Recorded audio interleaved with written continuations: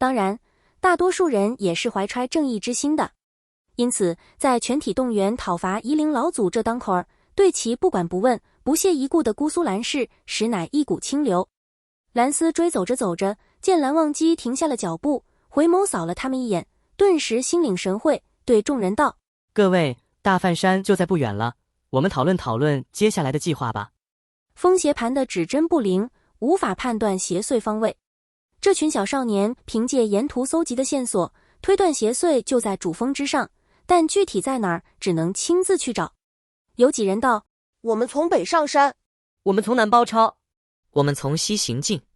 那我和景怡便由东出发吧，不管有没有找到，届时都在山顶会合。蓝思追道：莫公子，你呢？众小辈齐刷刷向后看去，落在队伍最后的莫玄羽心不在焉地趴在小花驴上，玩弄手里的狗尾巴草，一语不发。蓝思追顿了顿：莫公子，莫公子。莫玄羽恍然回神：啊！蓝思追温声道：你不是也来夜猎吗？你准备怎么走？哦，我……莫玄羽坐直了身，摸摸脑袋：我就随便走走，你们不用管我。见他这魂不守舍的样子，蓝思追心想，八成是韩光君站得离他近了些。不知为何，莫玄羽似乎有些忌惮蓝忘机。一路行来，像耗子躲猫。蓝忘机在前头带队，他便掉在最后。蓝忘机脚步慢少许，他便自告奋勇去辟路，能离3丈定不离3尺。对此，蓝思追只能解释为世人对韩光君误解太深。蓝氏家风虽刻板，却非迂腐，韩光君更是最开明的长辈之一，不会因其所修之道、所行之路不同，便故意苛责为难。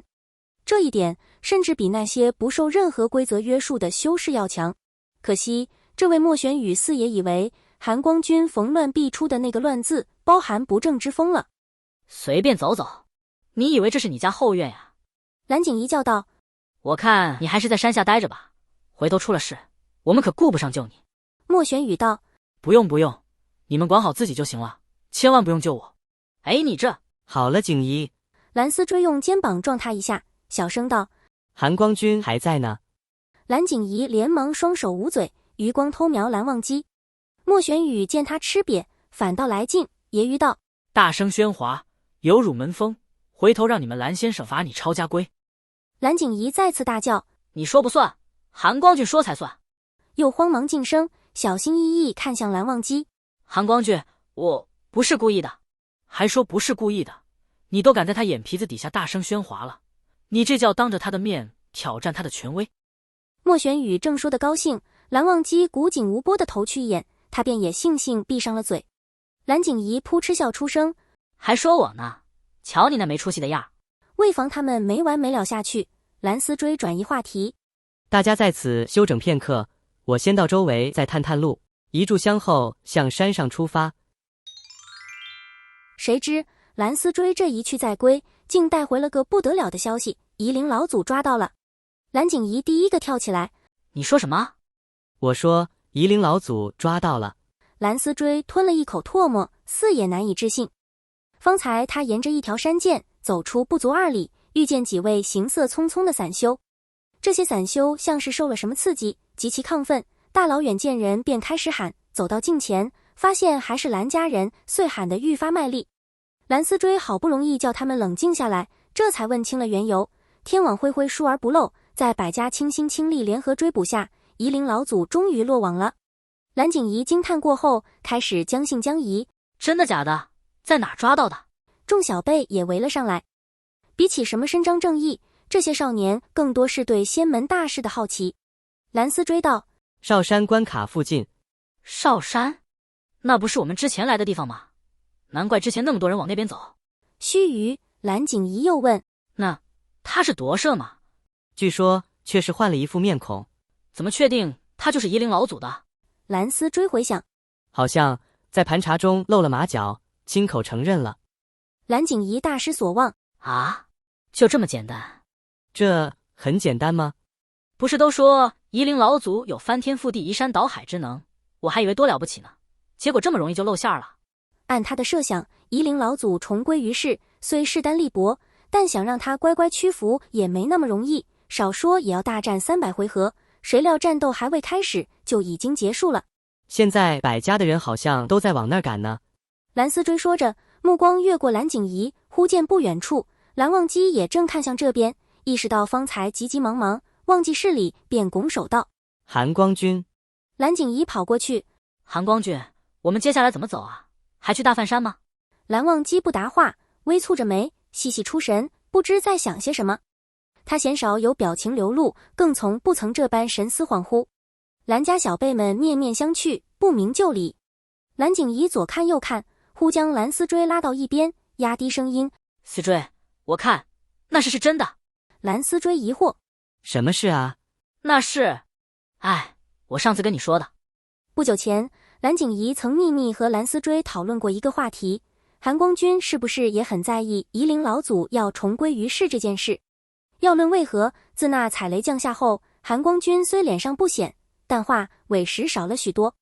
本就惜字如金，现在一整天连一个字也没有。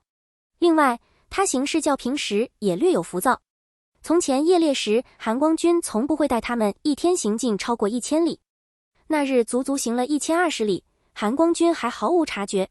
蓝思追当时很意外，想不到景怡看似大大咧咧，对韩光君的观察与理解竟如此缜密透彻。蓝思追当即拍了拍蓝景怡的肩膀：景怡啊，你要是能把这份心思放在功课上，一定大有所成。蓝景怡所说不无道理，也不是没想过韩光君会关注夷陵老祖的动向，毕竟二人乃旧识。但因此分心失神，却是万万不敢想，百思不得其解的。那可是韩光君啊！两人默默回到蓝忘机身边。蓝忘机环顾这些眼巴巴盯着他的小辈们，似在做打算。蓝思追斟酌一番，试探道：韩光君，要不我留下来吧？蓝景怡顿时拉长了脸：啊！大梵山上的食魂邪祟，我总感觉疑点颇多，线索不足。我想再去周围调查一番，以免贸然行进。韩光君若有要事，不妨先去。一炷香后，大梵山郁郁的真树林内，只余3人一齐，慢吞吞向山中移动。蓝景怡踢飞一颗石子，嘴里还在淅淅沥沥下小雨。蓝思追忍不住道：景怡，你若是也想去，就跟大家一起去吧。可你都留下来了，我总不能丢你一个人在这吧？蓝思追被他逗乐了。什么叫丢我一个人？莫公子不是也在？他，哼！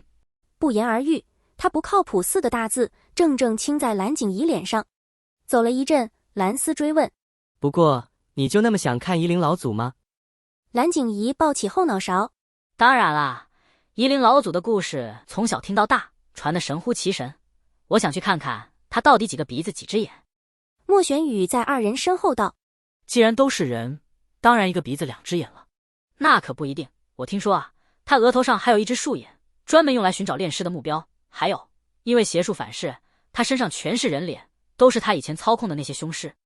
莫玄羽险些从驴背上摔下来。停，打住！怎么会有这么恶心的传闻？这算什么？总比那些日食3000童男童女、掳千名少女日夜淫乱要好得多吧？我要是他，宁可日食3000。蓝景怡嫌弃：你什么你啊？忽又回头怒斥：话说，你能不能骑快一点，不要磨磨蹭蹭的？还是从你那头驴上下来吧，我看瘸子走的都比他快。没了蓝忘机在旁坐镇，莫玄羽原形毕露，一改之前那副安分守己、苦大仇深，笑嘻嘻从驴上翻下来，套了缰绳在腕，2步上前揽住2人的肩膀。我问你们，那夷陵老祖真的抓到了？是啊。谁抓的？江宗主吗？蓝景怡转向蓝思追，蓝思追略略一想，应该不是，江宗主负责的区域不在那里。这么说，没有用那个什么紫电抽过？没有吧？莫玄羽若有所思地点点头。哦，那万一是假的呢？蓝景怡不耐：你纠结这做什么？人都已经亲口承认了，他要不是夷陵老祖，非说自己是夷陵老祖，有什么好处吗？正因没有好处，才不该承认的。那些人只是口头盘问，没有切实的证据。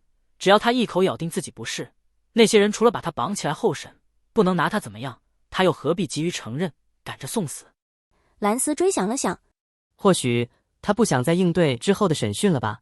没错，只要他被列进了嫌疑名单，江宗主就会挨个查问，说不定他觉得反正都要被查出来，不如早死早脱生。莫玄羽笑了笑，非也。